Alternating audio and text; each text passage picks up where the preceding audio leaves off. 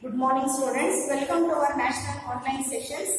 So dear students, first of all I feel very happy to wish you all a very happy World Environment Day. So as you all know, every year 5th of June is celebrated as the World Environment Day. So this year's the theme is Celebrate Biodiversity. That is the main theme is to focus on conserving the biodiversity, that is the various species of the plants in order to conserve the beautiful mother nature. So dear students, in the last session we were studying about the crop production and the management. So under these agricultural practices we were studying about the addition of manure and the fertilizer. So in the last session we have understood what is a manure and what are the advantages of a manure. So over to the manure, the fertilizers, nowadays usually the farmers are using extensively the fertilizer. So these fertilizers are nothing but man-made or synthetic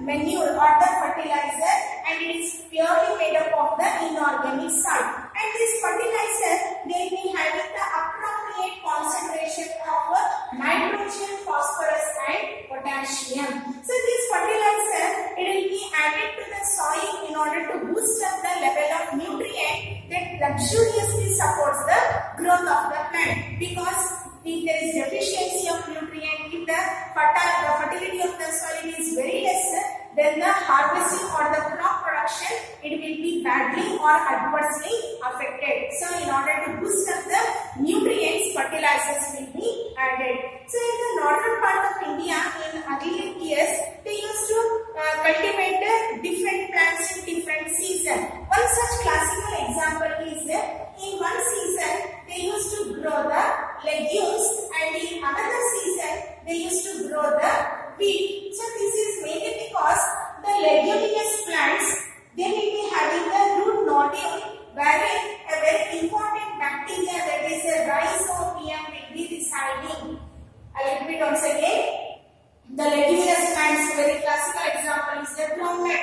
So in the groundnuts and also in the fenugreek leaves, that is the methi leaves, in the root nodules the rhizodium will be present. And one of the important feature of the rhizodium bacterium is that it will fix the free atmospheric nitrogen into the soil, and it will convert the nitrogen into usable forms, from where the plants will absorb these usable forms of nitrogen and it will fulfill its requirement of the nitrogen. This is because even though major part of the atmosphere is comprising nitrogen, since it is present in the free form, plants cannot use it freely or directly. It has to get converted into the usable form, ammonium, and then only the plants can absorb, and this conversion is brought about by the rhizodium. Thereby it enhances the fertility of the soil. So in one season if they grow the legume, usually definitely the fertility of the soil, it will get enhanced. And again in the next season, if they go for the non-leguminous plant, that is the wheat, automatically it will get the fertilizer, that is the nitrogen. So this is how it will help in the, by rotating the crop or by changing the crop, that is the season by season, we can enhance the fertility of the soil. Another one very easy method of in order to enhance the fertility of the soil is to leave the land unused for one season or two. So if it is left like that only, then if they allow the domestic animals to graze upon that, by doing so, that animal droppings also will enhance the fertility of the soil. But here, manure, it will be not having the exact proportion of the nutrients. Because of that only, manure has to be used in very large quantity, but fertilizer, since it will be having definite proportion, only definite quantity of the fertilizer will be used. Now let us see here what is the advantages and disadvantages of fertilizer and manure, or what is the difference between the manure and the fertilizer. Fertilizer is a man-made inorganic salt, so it is not an organic one, whereas manure, it is a natural substance obtained by the decomposition of cattle dung and plant residue. So in the last class we have studied how the manure it is produced or how it is prepared. We can use the vegetable waste, fruit peels, vegetable peels, animal residue, and cattle dungs, animal dung and all. So everything, because since it is coming from the life, that is the plant origin or the animal origin, it is purely organic one. So manure, it is a natural substance obtained by the decomposition of the cattle dung and the plant residue. The second difference is fertilizers are prepared in the factories. So particular factories will be established especially for the preparation or the manufacturing of the fertilizer. So a very good classical example for the fertilizer is urea, phosphate, phosphatica. So these are known as the fertilizer and they are especially prepared in the factories. But manure, it can be prepared in the fields because big tanks will be done. They will dig the big tanks wherein they will dump all the animal waste, plant waste and all, and layer by layer soil also will be added and sprinkled with the water, and they will leave the earthworms which will help in the loosening of the particle, thereby enhancing the bacterial activity. So because of this only we can get a very good manure. So what is no need of any factories. So in the open fields itself, in the agricultural field itself, in one of the corner of the field itself, they can prepare the manure. And now the third difference between the fertilizer and the manure, fertilizer does not provide any humus to the soil. Humus means nothing but the dead and decayed particles of the plants and animals is called as the humus. But here, since it is purely chemical, there is no chance at all for the fertilizer to provide the humus. But manure, it provides very exclusively a very good quantity of the humus because it contains the plant and animal, dead plant and animal residue. So manure are a very good source of humus, and humus, it is a very good source for the bacterial activity that will help in the complete degradation of the organic particle, thereby enhancing the nutritive value or the fertility of the soil. Now fourth difference is fertilizers are very rich in the plant nutrients like nitrogen.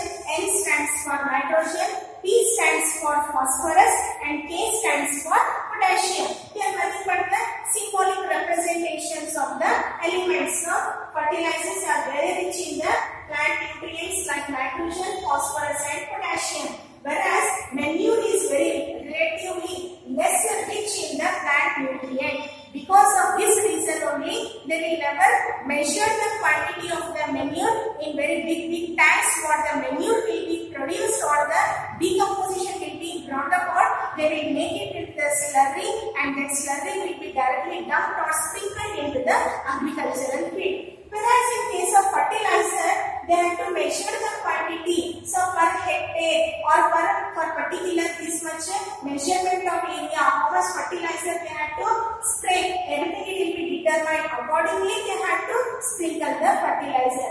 But manure, since the nutrients are relatively less rich, so that they have to sprinkle more in quantity. Now let us see here what is the advantage and the disadvantage. Fertilizer, since they are purely made up of the chemical, it may result in the both soil pollution as well as water pollution.